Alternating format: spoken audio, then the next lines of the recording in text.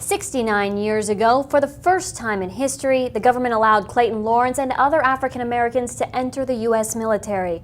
Over the weekend, as one of the surviving Tuskegee Airmen, he was invited by the president to the White House to be honored for his service. SNN Local News 6 reporter Jim Spiewak has more on his trip. Well, Mia, what did you do this weekend? If you're Clayton Lawrence, you got the chance to visit the White House, meet the president, the first lady, the cast and crew of the new movie, Red Tail. 2 days before the country honored Martin Luther King Jr., surviving members of the Tuskegee Airmen, the first African-American aviators allowed in the U.S. Armed Forces, were invited to the White House by the first African-American president for a screening of a movie based on them.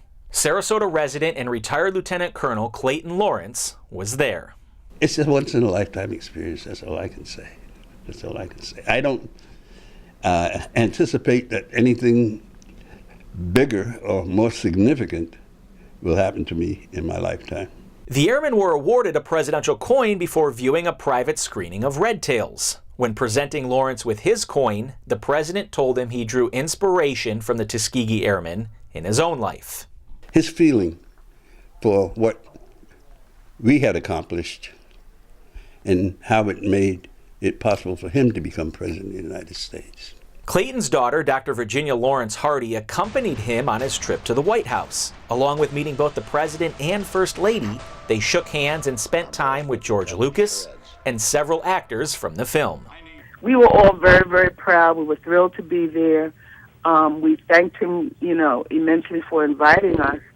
And all in all, it was an awe-inspiring occurrence. Lawrence's neighbor, Mary Breen, escorted him to the airport last Friday. As Martin Luther King Jr. is honored Monday, she remembers the days of bigotry and racism not only the Tuskegee Airmen encountered, but all African Americans.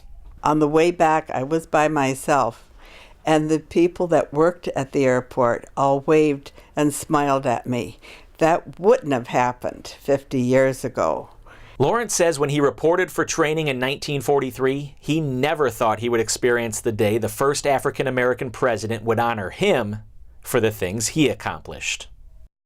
And on his flight back to Florida, the captain of the commercial flight gave Clayton his wings and said it was an honor to fly him home. And Mia, he joked around and said that that was the easiest pair of wings he's ever earned. I'll bet. Now, how many Tuskegee Airmen are left, Jim? Well, that's the question. No one, I guess, is really sure. Clayton didn't know, but he did say there was about 25 to 30 airmen invited to the White House that were there, but it just goes to show there's not many of them left. No. All right. Jim, thank you very much.